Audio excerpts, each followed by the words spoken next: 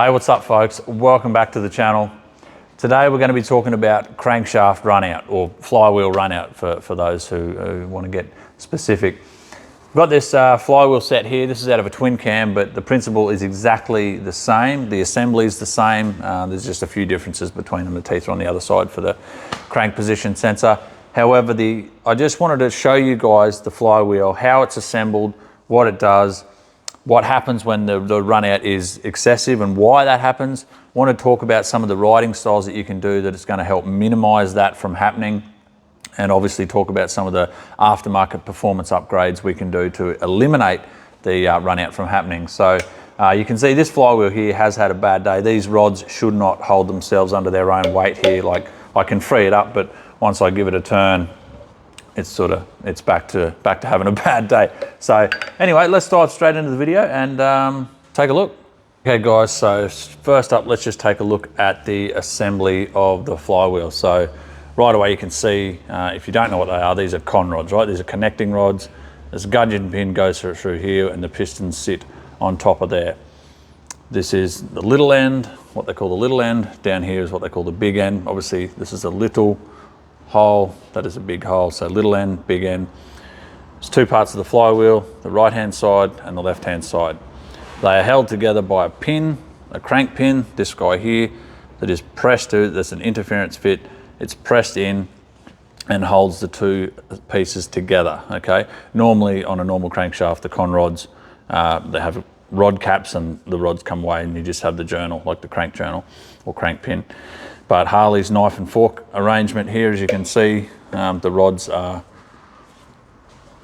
a knife and what they call a knife and fork assembly. Sorry, this is a bit hard to do one-handed and this crankshaft has had a bad day and it's a bit seized, so I'm doing my best to show you here. But so this rod sits inside this rod. So you can imagine it's a knife and a fork. It's what they call a knife and fork assembly. Anyway, it's held together by the crank pin, which is pressed together. Now it is pressed together quite firmly and does take a lot to press these things apart. With the right equipment you can do it quite easily. Right, so what happens guys, when we get too much run out, because these two are independent from one another and are simply relying on a big interference fit crank pin here, essentially this disc here, this flywheel side, can twist this way or that way, and so can this one twist this way or that way. Now when that does that, this guy here, the pinion shaft side, this side is what drives the oil pump and cam plate and all the valve train. This side can get out around, so I'm exaggerating this, but this can actually turn right around like that, and that's what we call our run out. The limit for that on the service manual is 12 thou, so 12 thousandths of up and down movement or out of round movement. On the left side here, this drives the compensator ramp and the chain that drives the clutch basket, or the clutch assembly through to the transmission and out to the tyre. Okay, so you can imagine when this guy is turning, what's actually going on. So when the pistons are going up and down, making the crankshaft rotate, there is a lot going on. On the left-hand side here, this is driving, this is where the drive comes from. This side of the crankshaft drives the rear tyre. The compensator's bolted onto here, which is connected via a chain to the clutch, through to the transmission, then obviously out through the belt to the rear wheel. So there's a lot going on the left side here, and as that's turning, it's a lot of mass happening, right? There's a lot of weight hanging off the left-hand side of the crankshaft.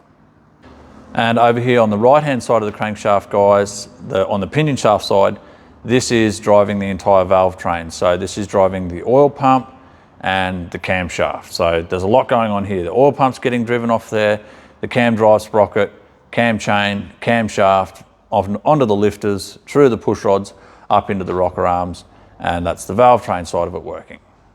Okay, so hopefully now you've got a little bit better understanding of what's actually going on when the engine is running. So what is going to help, well, what's going to induce crankshaft run out, what's going to help twist these two flywheel sets and increase your run out is big downshifts. So if you're cruising along at 3,000 RPM in fourth gear, and then you go down to third gear, your RPM increases, so this guy's going to accelerate, your rear wheel's trying to slow down, and your transmission's trying to absorb the difference, obviously through the gear ratio. That's what it's trying to do. but there's a lot of energy getting, the rear wheel's trying to slow down, this guy's trying to speed up. So that is going to help twist it on the crank pin, right?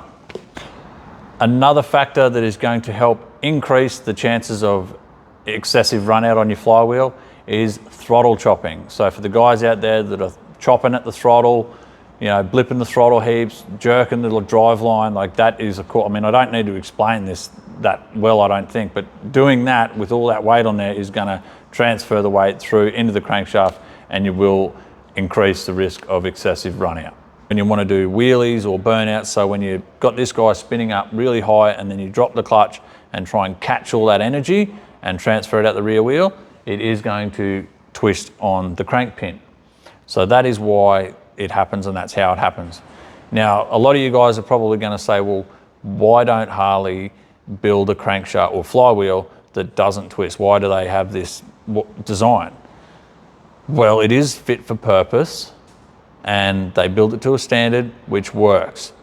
Now, for guys that are riding around doing a lot of touring with regular maintenance, this thing will do hundreds of thousands of miles or kilometers without an issue. It's fit for purpose. Just cruising around is not going to affect it at all. But when you're trying to do burnouts or wheelies, or you happen to have a big downshift from time to time, you are going to increase the chance of this happening. So if you want to do that sort of stuff and you don't want that to happen, we have a few options. The OEM crankshaft, so this one here, what I do for some of the guys as a cost-effective option to help bulletproof the bottom end is we get the flywheel. Let me turn this around and show you.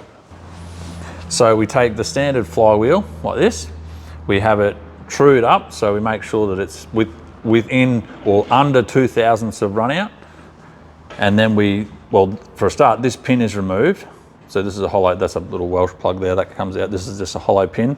We remove this pin and we put a big solid steel plug in there. Then it's trued up to under 2 thousandths of an inch. And then we weld the pin to the flywheel here and here and here and here. There's a couple, run a stitch there and a stitch there, welds it all up, keeps it nice and solid so it cannot move. That is a great option as a cost-effective way to bulletproof your OEM flywheel and make sure you're going to have enough strength to do a few party moves, right? Now, if you don't want to run the OEM flywheel and you want to beef it up to something aftermarket, S&S do a flywheel set. Now, it's a beautiful part. The conrods are definitely better, so these are what's called a tapered little end here. S&S have an option with their flywheel that is a tapered little end, and they also have a full width little end as well for some of the bigger piston applications. So there's an option there from S&S. The plug is still not welded, so it's still pressed together. However, it's a stronger fit and is a little bit stronger than the standard flywheel for a non-welded one. Now, of course, Dark Horse make a beautiful flywheel assembly as well. It's made to a very high quality standard, and of course you have the Carrillo rods on there, bit bigger big end bearings I believe in there as well. Yeah, it's all welded up, ready to go. So it is quite expensive, but so is performance. And again, these things are built, that they're fit for purpose. Harley built it to a standard that is fit for purpose, so it works. When you're trying to have, you know, fun and race these things and do wheelies and skids, you are going to hurt them if you don't upgrade this sort of stuff. So I just wanted to try and show you guys how it happens and why it happens, and then obviously some of the things you can do. The best cost-effective thing to do, in my opinion, is just have this guy welded up and no problems whatsoever. If you want to replace it to an S&S one or a Dark Horse, that's fine. I'm not going to talk you out of that, but if money is a factor, there is nothing wrong with welding up the OEM flywheel, as long as when we pull it out and measure it, the run out is not excessive. They get to a point where they're beyond salvageable. We can't salvage them. They've got to be pretty low run out spec to start with before we can take them away and weld them up. So anyway, I hope that helps, guys. I just wanted to take this opportunity here to show you a flywheel, what it is, what's actually going on there. So you can imagine, like as you can see before there, it's driving the compensator through to the clutch. You know, there's a lot of mass hanging off this side of the crankshaft. So, you know, that's yeah, I'm just trying to help show you guys what's going on there. I'm rambling on a little bit here, but just trying to make it as clear as possible to understand what's going on. And just remember, guys, these things are fit for purpose as a factory flywheel. If you want to have fun, you will need to upgrade it. Thanks for watching, guys. I hope you enjoyed the video, and now you have a bit better understanding of what's actually going on with the flywheel, the compensator, the clutch, and everything like that. Just give you a little bit more of an insight of actually what's going on. So I hope you enjoyed it for what it is. I want to try and bring more videos like this to the channel. Obviously, to my regular viewers and subscribers, you'll know this is something a little bit different for me. I'm normally doing an engine build and dyno tuning. So if you're interested in that sort of stuff, be sure to subscribe, check out the rest of my content. Thumbs up on this one if you liked it, obviously. And leave any questions in the comments, guys. If you think I haven't touched on anything or you have a question, I'll try and answer it to the best of my ability to clear it up for you. Cheers for watching. See you next time.